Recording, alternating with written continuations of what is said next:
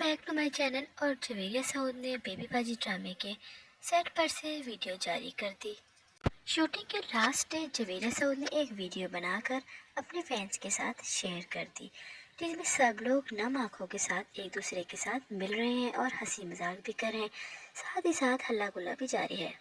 देखने में ऐसा नज़र आ रहा है कि एंड में वलीद की शादी के साथ ही ड्रामे का हैप्पी एंड भी हो जाएगा। आपको ये वीडियो कैसी लगी ज़रूर बताइएगा और जाने से पहले हमारे चैनल को सब्सक्राइब ज़रूर करते जाइएगा, ताकि हमारी हर नए आने वाली वीडियो आप तक आसानी पहुंच सके। मिलते हैं नेक्स्ट वीडियो में, तब तक के लिए अल्लाह हाफिज़।